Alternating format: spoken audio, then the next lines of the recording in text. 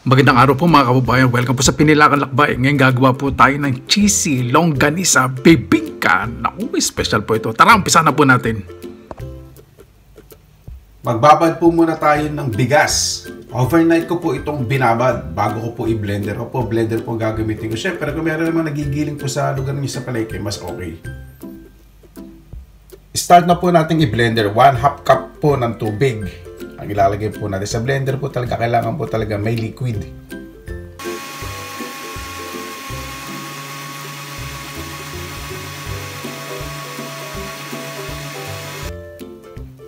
Blended na po at set aside na po natin.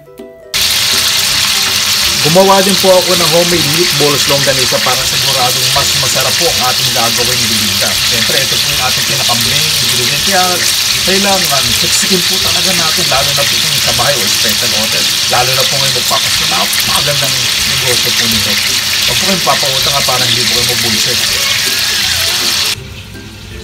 Gumawa din po ako ng homemade na itlog na maalat. Manok po ito. Sa isang tasang tubig, gawin nyo po ng 1/3 po na asin para hindi po masyadong maalat. Hindi po masyadong maalat po itong ginawa kong itlog na maalat. Sa ating pong mixing bowl, ilagay na po natin ang ating blender na bigas na may 1/2 cup po na tubig. At tapos, ilagay na po natin ang 1/2 cup po na fresh milk.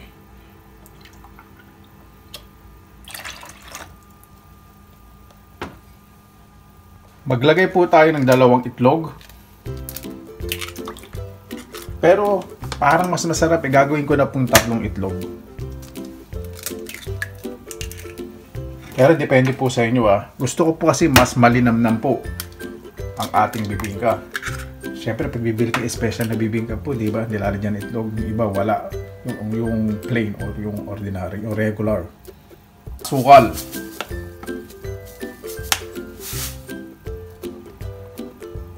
Two tablespoon po ng vegetable oil. Ito po yung nagbibigay ng kunat, ng konting kunat po sa ating bibingka. Huwag nyo pong gagawin na 4 o 5 tablespoon. Baka magmukhang biskotso po. Pag natapos. Maglagay po tayo ng 1/2 cup ng all-purpose flour. Mga 1/2 teaspoon po ng asin. At maglagay po tayo ng 2 teaspoon ng baking powder. Yan. Haluin lang po natin ito ng maayos. Wag po kayong gagamit ng blender. Kailangan po hand mixer po. Yung ayusin nyo lang po na mag-mix po yung ating ingredients para makabuo po tayo ng magandang mixture para po sa ating yayamaning tignang bibingka yun.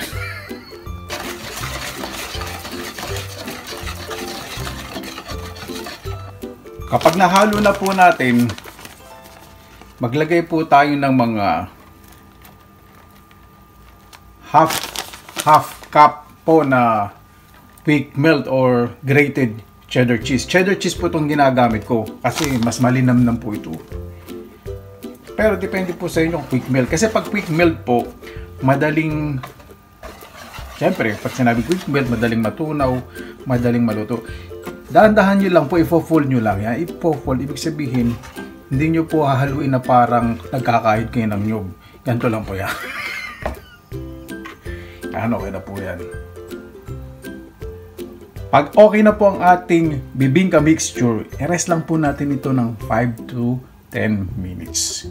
Para maging active po yung ating baking powder. Nakakatulong po kasi yun sa medyo pampaalsa ng ating bibingka.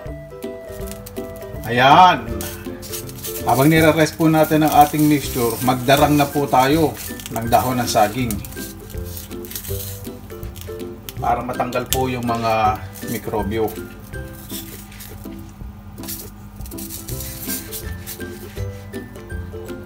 I-set po natin ang ating oven sa 200 degrees Celsius. Nailagay ko na po sa ating baking dish ang ating dahon ng saging. Kailangan press po natin mabuti para siksik po yung ating bibingka. Ilagay na po natin ang ating mixture. Kailangan lang po, kalahati lang po ng ating baking dish kasi alasa po ito. Ang paglalagay po dapat sa gitna lagi. para mag-spread po patagilid o hanggang sa gilid.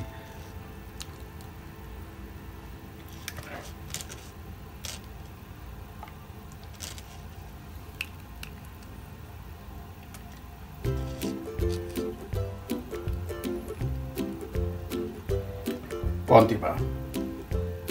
Yan, okay na po yan. At syempre, dahil nga po ang main ingredients po natin o main ingredient ay longganisa, lagay na po natin. Ayusin po natin ang pagkakalagay para mas maganda po ang resulta. Huwag po yung parang nagmamadali kayo na may bagong latest. Sabihin nyo, kung ito manabilis, bang nagman ka, hindi po ito minamadali. Lagyan po natin ng itlog na maalat. Hindi po masyadong maalat po itong itlog na nilalagay ko. Ayan, napakaganda na po, di ba? I-bake na po natin ito sa ating oven. Be-bake po natin to from 10 to 15 minutes kasi i-check din po natin. Yung iba po di ba nilalagyan ng dahon ng saging sa ibabaw. Wag po muna. I-bake po muna natin na medyo mag-solid. Tsaka po natin ilagyan ng dahon para hindi po na masunog. Yun po yung purpose. No? Pero kung hindi po masusunog, hayaan nyo lang po. Depende naman po sa gamit nyo pong oven eh. Kung electric o convection. Siyempre convection electric o gas convection. Depende po. Pag convection po, siyempre mas maganda. Nag-circulate po yung init. Bake na po natin to from 10 to 15 minutes. Tip nga po pala, pag nilagay ninyo sa oven, kailangan po sa gitna ng oven para po even o equal po yung pagkakaluto ng ating bibingka. Bago po ninyo i-bake, bawasan po muna po ninyo yung dahon, yung excess, para hindi po masunog sa oven. Medyo golden brown na po ang ating bibingka. Umabot po siya ng 30 minutes kasi hindi po convection tong oven ko eh. First time ko lang po kasi gumawa ng bibingka dito sa oven na hindi po convection. So, yun po natin. Kapag wala po dumikit, ibig sabihin, luto na. So, meron pa pong konti na lang po. Mga 5 minutes pa. Okay na po yan. Ayan po, napakaganda ng resulta po ng ating bibingka. Habang mainit pa po, lalagyan ko po muna ng ating toppings. Siyempre, may toppings para mas espesyal. Lagyan po muna natin ng butter hanggat mainit. Ikot-ikot lang po natin ang butter. Ayan. Tutunaw po yan. Ayan lang po natin. Ayan ko lang po muna yan. Isang matutunaw naman po yan. At lagyan po natin ng cheese.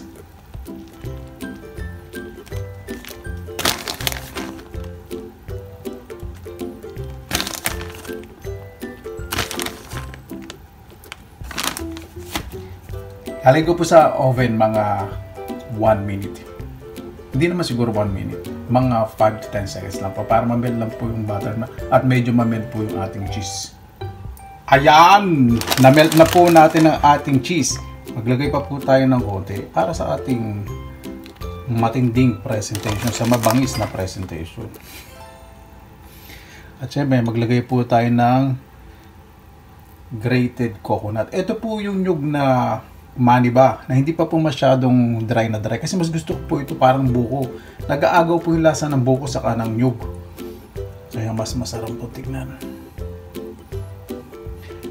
Ayan! Luto na po ang ating bibingka. Tikman na po natin! Mayroon po tayong tatlong klase ng ating bibingka. Ito po yung longganisa, keso lang po at butter. At ito naman po, talagang butter lang po ang nilagay ko. At ito naman po yung mega, super cheesy, special, extravaganza na bibingka. Siyempre, andito na po lahat. May butter, may cheese, at meron pong shredded coconut. Yan, talagang tikman na po natin. Hiwain na po natin ang ating bibingka. Wow, talagang medyo firm po. Naku, napakaganda po talaga ng itsura. Nadali na naman po na. Tignan po natin yung loob. Ayun, nakikita nyo po yung itlog na maalat. Tama-tama po. Yan. Tara, tikman na po natin. Ito po yung ating bibingka na napakabango kasi siyempre natunaw na po yung butter. Yung convection oven po pala sinasabi ko. Yung po yung parang may maliit electric pa sa loob. Mas madali pong mag-bake po. Siyempre sa akin din po convection. Tingnan po natin. Ito po yung gusto ko sa... Siyempre kuha po tayo ng longganisa. May parteng longganisa. Yun. Pangatin po ng longganisa yung buong. Dali. Ito po. All in one bite. Ito po sa inyo syempre. Yan, ito po yung longganisa. Nakikita nyo po yung cheese. Yan. Nagbe-melt na.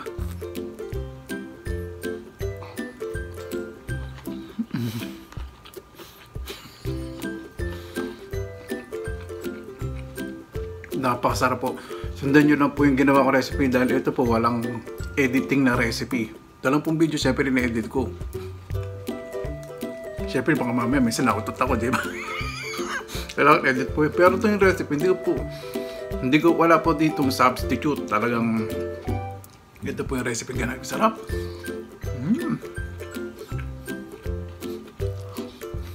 Napakasarap po talaga.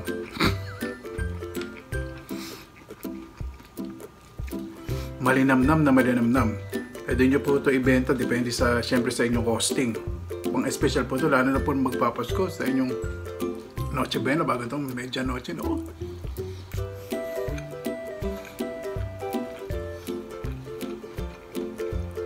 Longganisa. Pwede. Ano po?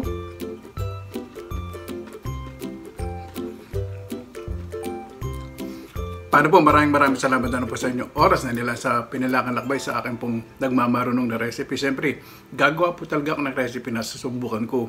Mag-fail man sasabihin ko, pero kung hindi mag-fail, champion tayo. Katulad sinabi niya sa recipe, siyempre, hindi lang po sa akin original yung recipe. Pero yung mga sukat, ako po nag-adjust. Kasi gusto kong extra special. Sa ganito po, pag hindi convection oven nyo, mga 30 minutes. Pero pag convection, mga 15 to 20 minutes yun. Maraming salamat na lang po sa inyo oras na nila sa Pinilakan Lakbay. Lagi po tayong positive vibes, good vibes. God bless, ingat po lagi, magandang araw. Laban lang! Mabuhay! Ayan, maraming salamat na lang po at nagkasama-sama na lang po tayo. Ngayon po, gagawa po tayo ng cake. Strawberry, caramel, and chocolate cake. Ito po. Ayan po.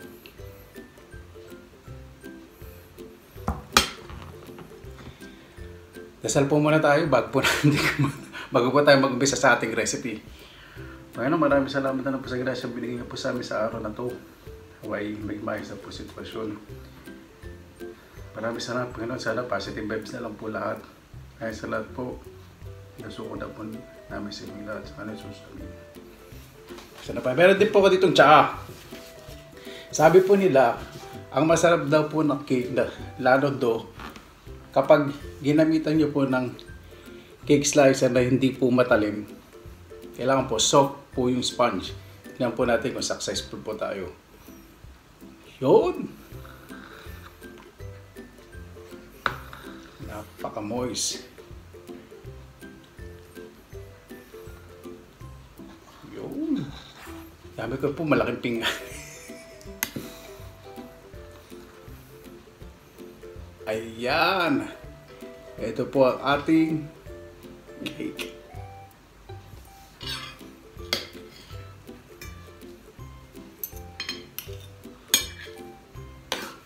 Moist na moist po talaga. Ito po.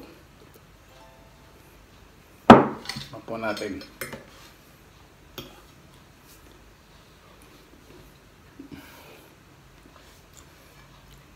Ito po pag ginanyan nyo po talaga, malambot. Nakita nyo po sa creamy. Yung lasa pa ng caramel, saka ng chocolate. Saka sarap bitang tayo. Hindi po masyadong matamis yung cream.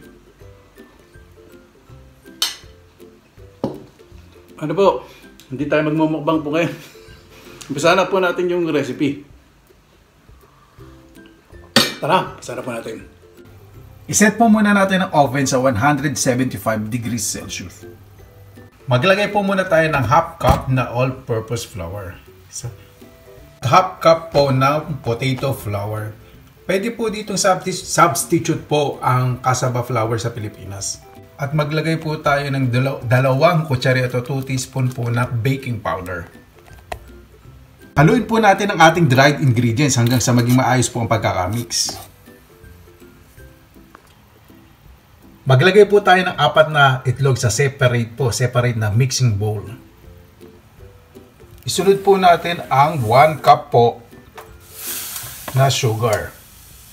Puting asukal po yung ordinary, okay na po yun. Gamitan po natin ang electric whisk. Sa low speed lang po muna. Hanggang sa mag-combine po at maging fluffy o foamy po ang ating mixture.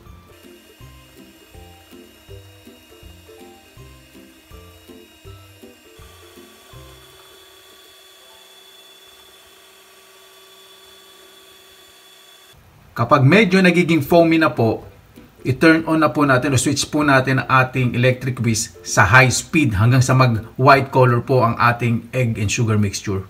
Ayan, handa na po ang ating egg with sugar foam. Pwede na po natin ilagay ang ating dried mixture. Sa ating pong egg and sugar mixture, hindi po tayo gagamit ng electric whisk.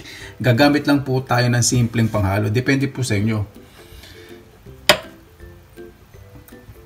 At salain po natin ang ating dried mixture para po hindi po magbuo-buo. At hahaluin po natin, ifo-fold lang po natin, hindi po yung halong-haluin po natin na para po tayo naghalo ng simento. Hindi po yan, ganyan po. I-fold lang po natin yung sinala po nating harina. Dahan-dahan po hanggang sa mag-mix ng maayos. Pagkatapos po natin gawin ang ating cake mixture, grease na po natin ang ating baking tray. Round po ang gagamitin natin. Pinahiran ko na po siya ng unsalted butter at nilagyan ko po ng papel sa ilalim. Lagyan po natin ng breadcrumbs ang ating pong baking dish para po hindi po magdikit-dikit pag nilagay po natin ang ating cake dough. Spread lang po natin ng even ang ating breadcrumbs. Ayan, dapat po ganyan ang itsura. At ang paglalagay po ng ating cake mixture dapat po from the middle. Sa gitna po talaga dapat. Para po pag nag-i-spread po siya ng dahan-dahan, papunta po siya sa gilid at even po. Para maganda po ang kalalabasan. Ayan po, ready to bake na. Huwag niyo po tataktakin dahil masisiksik po yan. Ganyan lang po dapat. Pwede na po natin ilagay ito sa oven. Ilagay po natin ito sa oven sa pinakailalim po. I-bake po natin to in 45 minutes. 45 minutes po Kailangan po hindi po naalog kaya wala po dapat batang pagilid-gilid. After 45 minutes, check na po natin. Sundutin po natin ng kutsilyo o tinidor. Ayan, wala pong dumikit. Ibig sabihin, luto na po ito. Palamigin lang po natin bago po natin hiwain at lagyan po ng filling. Ngayon ay gagawa po tayo ng caramel sauce. Maglalagay po tayo ng at least half cup po ng ordinaryong asukal. Maglagay po kayo ng at least 3 tablespoon po ng tubig.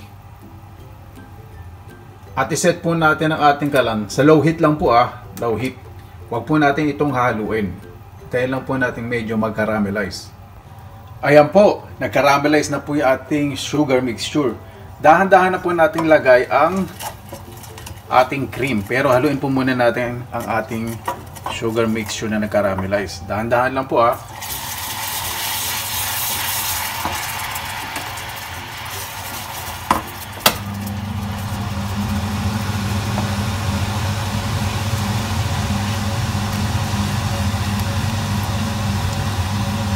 Haluin nyo pong mabuti dahil matutunaw din po yung caramelized na sugar. Continuous po dapat ang paghahalo, huwag niyo pong titigilan hanggat hindi po natutunaw yung asukal na nag-caramelize.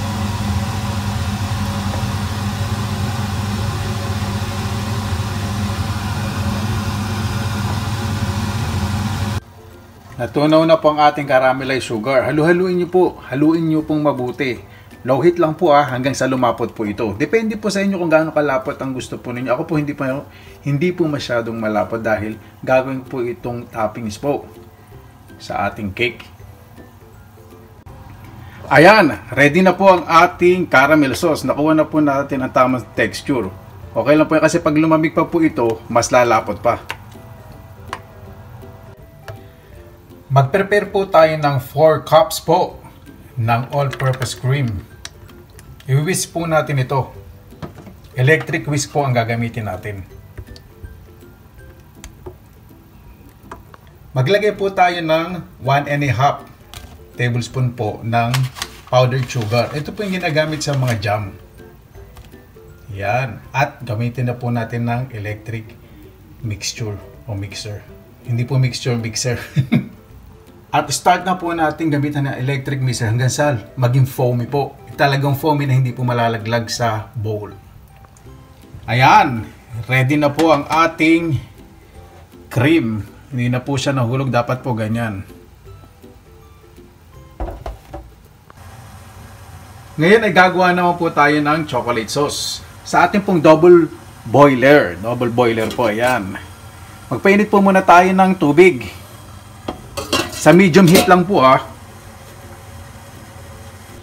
Kapag kumukulo na po ang tubig, lagay na po natin sa low heat po ang ating stove o kalan. Ilagay na po natin ang ating chocolate. Milk chocolate po gamit ko. 200 grams po ito. Depende po sa inyo kung gaano karami rin gusto nyo gamitin na chocolate. Mas marami, kung mahilig kayo sa chocolate, kung chocolate lover kayo, mas maganda. I-melt lang po natin siya. Hintayin lang po natin matunaw. Kailangan po talagang low heat ang ating kalan para hindi po masunog ang ating chocolate. At dahan-dahan po itong matunaw. Kapag tunaw na po ang ating chocolate, lagyan na po natin ng 200 grams na butter. So, ang measurement po nito, 1:1. Kung 200 grams o 100 grams po na butter, 100 o 200 grams din po na chocolate. Ginamit ko po 200 grams na chocolate, 200 grams din po na butter. Dito po medyo hahalo-haluin po natin para matunaw yung butter ng maayos. Dapat po talagang haluin ng dahan-dahan hanggang sa matunaw po yung butter. Huwag nyo pong hahayaan na hindi nyo po haluin dahil masusunog po yung butter. At mahina lang po talaga dapat ang apoy. Lowest heat po, low heat.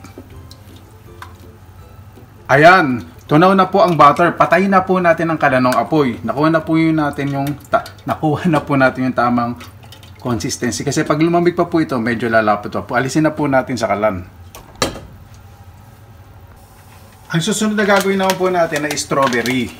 Ito po, pakukulaan lang po natin ng bahagya sa asukal. Frozen po kasi ito Wala pa pong fresh ngayon. Kung frozen po gagamitin po ninyo, low heat lang po. At maglagay po kayo ng mga 2 tablespoon po na asukal. O gawin na po natin 4 tablespoon dahil mahigit kalahating kilo po itong ating strawberry para hindi po mapanis. At pag napalamig po natin, pwede po natin i-preserve. Yan. Wag po natin haluin para po hindi po masyadong mawala po yung vitamins. Sa akin pong baking sheet, mag-spread po ako ng chocolate sauce. Gagawin ko po itong dekorasyon sa gilid po ng ating cake. Hindi naman po kinakailangang magandang-maganda. Medyo mainit pa po yung chocolate po natin, kaya okay lang po yan.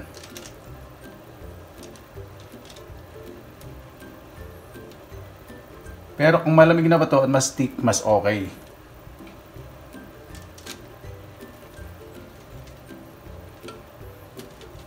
Kasabay lang naman po tayo, kaya experiment lang. Pero recommendation ko po, mas palamigin nyo po itong sauce kasi excite po kasi sa resulta.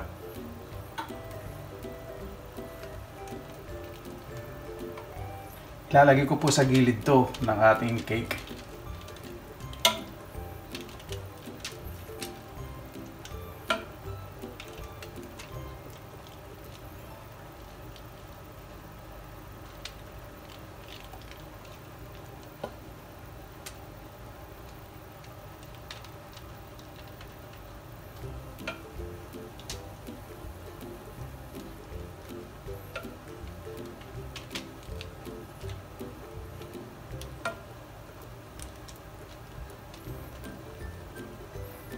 Ayan, maghintay po tayo ng konting milagro.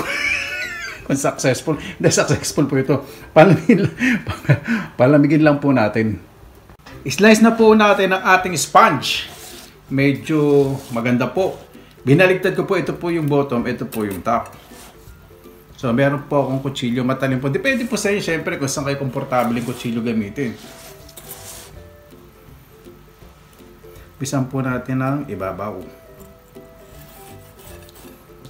Mga siguro gagawin ko po 3 slices ng sponge.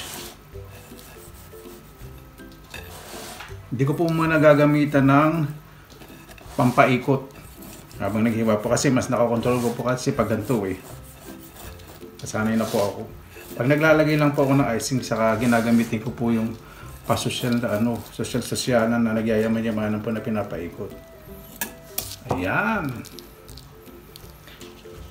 At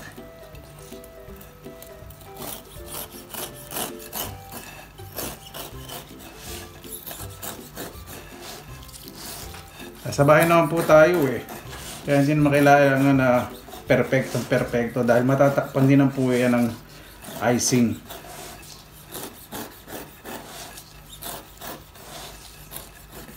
Hindi na po kayong mag-alala ko sa direksyon. Tabi po muna natin ito mga kalat. Malinis po itong mesa at malinis din po yung kamay ko.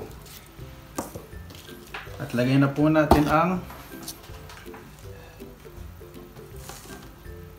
ating dough.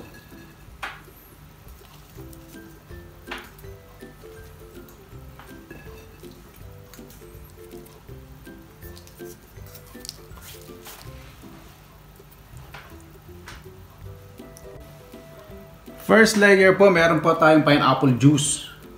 Depende naman po sa inyo kung anong juice po ang gusto nyo gamitin Momoist lang po natin itong ating sponge. Pwede ko gumamit ng brush pero ako po, spoon po ang ginagamit ko, tablespoon o teaspoon. Kasi mas nakokontrol ko po. Stainless steel po itong patungan. Hindi na po ako naglagay ng papel. Okay lang pong dumikit. Pero syempre, sa mga special occasion, kayo na po maglagay ng mga anik-anik. Kung anong klaseng theme ang gusto nyo pong ilagay sa ilalim yung papel pong may mga theme.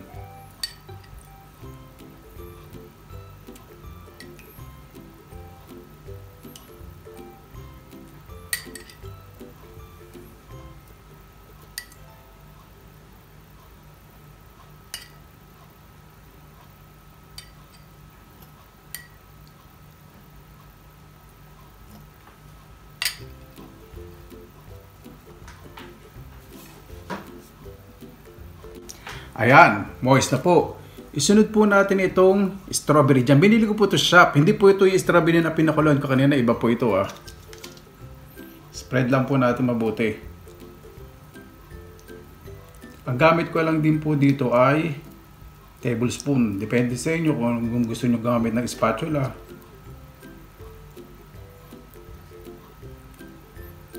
At kung ganong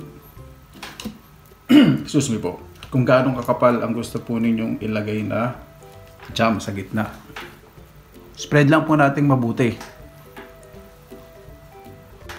Gusto ko po habang ini-spread ko po yung jam, talagang even na even po, parang bawat kagat po, malalasahan nyo po talaga yung combination po ng mga flavor.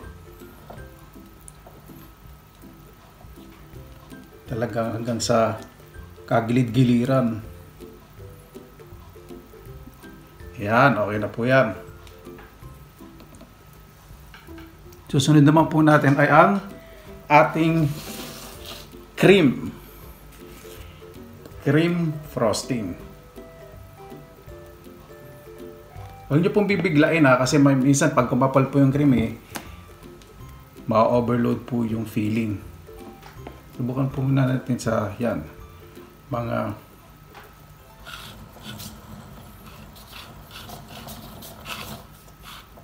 dali po excuse me, yung umiikot ko po hindi po yata social. Hindi ko nalagyan ng pandikit. ilalim. Yan.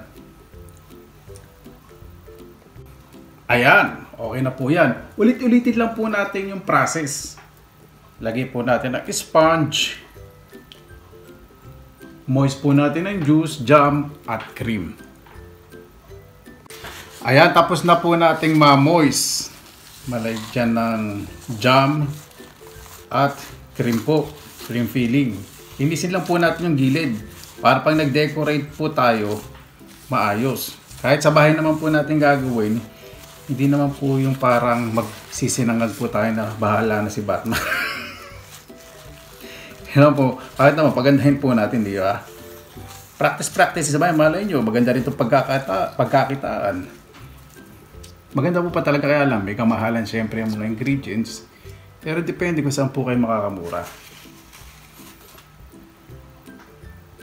Pisahan na po natin ang ating toppings. Maglagay po muna tayo ng caramel sauce. Sa gitna lang.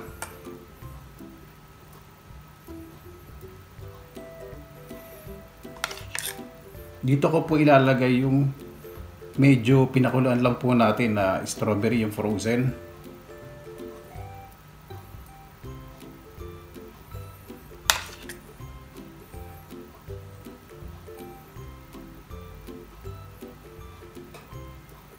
Yan, medyo spread po natin ng maayos. Hindi na po dapat kailangan perfecto. Yan.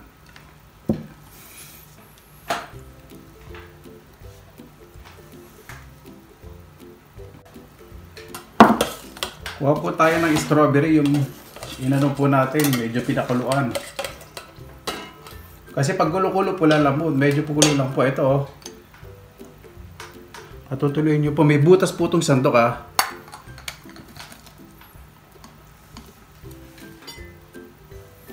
At lalagay po natin ng dahan-dahan. Medyo gandahan po natin ang presentation. Hindi na po kinakailangan na pare-pareho itsura. Basta lagay nyo lang po dun sa ibabaw po ng caramel. Hanggang sa edge o sa gilid po. At lalagyan na po natin ang gilid ng cream. Mano-mano lang po yung gagawin ko. Parang rough finishing. Hindi na po kinakailangan na social na social. Pakikita ko po kung paano. Ito po, kuha po kayo sa gilid. At papahin nyo po sa gilid. Patagilid po, ganyan. Ulit-ulitin lang po yung proseso.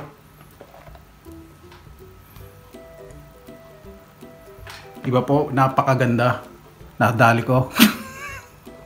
Ayan! Napakaganda po ng resulta, diba? Hindi nyo na po kailangan hindi nyo na po gumamit ng iba pang baking utensil para mas mapaganda. Nasa control lang po talaga ng kamay. At sa gilid po, lagyan na rin po natin ng icing. Dito po ay paikutin na po natin. Dahan-dahan lang po ah. Hindi na po kailangan na magandang-maganda. Takpan lang po natin ng maayos. Ayan, rough edges po yung gilid. Gagawin po natin, gagamit po tayo ng tinidor. Gagawin po natin paganto o kaya paganto gusto nyo. Pero gagawin ko po ganito. Huwag nyo po masyadong idiin, control lang po habang iniikot. Para magbigay po ng magandang texture. Parang homemade style, rough finish pero mas pinasosyal ng konti. Mas maganda po ka talaga kasi tingnan, di ba yung parang mga homemade na cake. Parang mas appetizing pong tingnan. Okay lang po kahit medyo kita po yung sponge niya. Style po yan. Style po yan ng magmamarunong. Okay lang po yan. Yan. Dito rin po. Control lang po ah.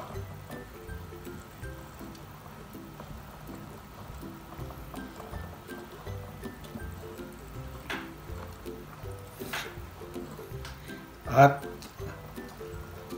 pabalik naman po. Tingnan niyo po syempre yung mga sumusobra-sobra pong cream. Kung okay ba. Para po kayo dito naghuhulma rin ng paso. Ayan! Rough finish. Ngayon lalagyan na po natin siya ng sauce. Unahin po natin ang caramel sauce. Medyo tumigas na po yata itong caramel natin. Haluin lang po natin mabuti.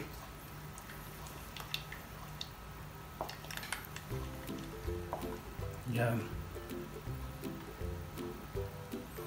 Hindi na po kinakailangan na sobrang ganda. Kung saan direction po okay lang. Yung para pong nagpe-painting kayo na hinahagis yung pintura sa canvas. Parang gano'n. Pero ito naman hindi natin pwede ihagis eh.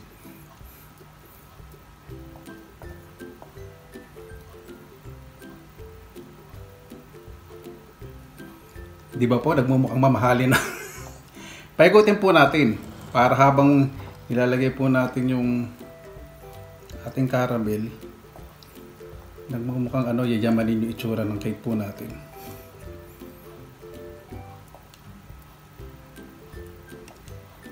Ayoko pong sayangin ito caramel kaya ilalagay ko po lahat.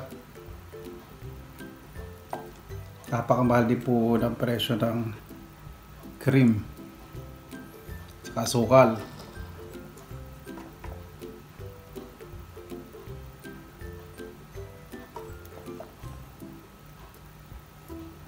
Huwag po kayong matakot. Basta wag po kayo maglalagay ng hot caramel sauce kasi papangit po yung itsura po ng icing po ninyo.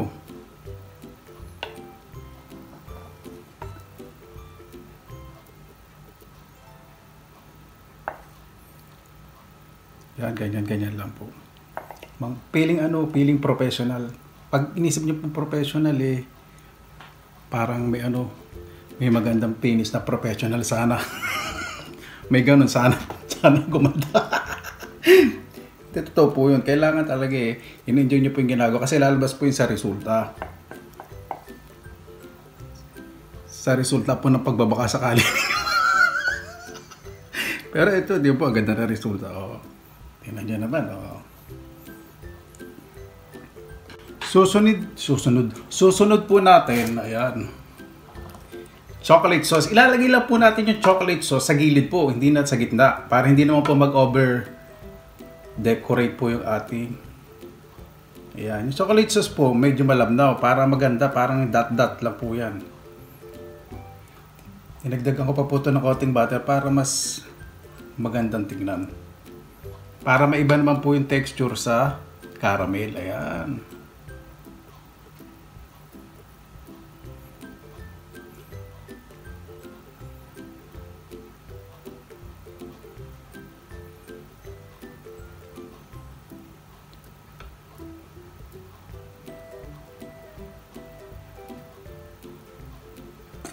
Depende po sa inyo kung anong klaseng caramel sauce pong gusto nyo. Ako po, dinagdagan ko po talaga ng butter ito. Nakita nyo, 200 grams na milk chocolate. 200 grams din po ng unsalted butter. Wag po yung salted. Depende sa inyo kung gusto nyo salted. Pero ginagawa ko dito unsalted. Siguraduhin nyo rin pong malamig po itong chocolate sauce niyo. Hindi po dapat mainit para maganda po yung texture ng ating cream.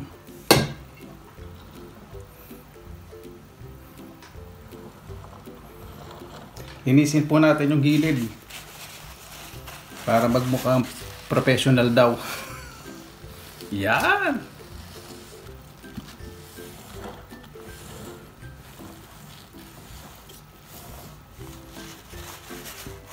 Pagagawa po kayo ng mga cake, kahit na po ala pong okasyon, siyempre po nasa bahay ngayon, naka-stay.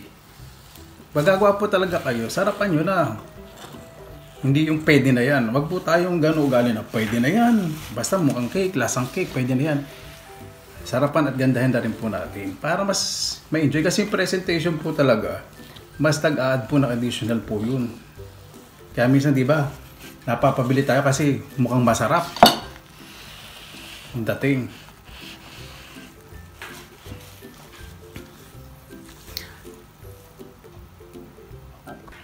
Ayan, tapos na po ang ating strawberry chocolate caramel shortcake.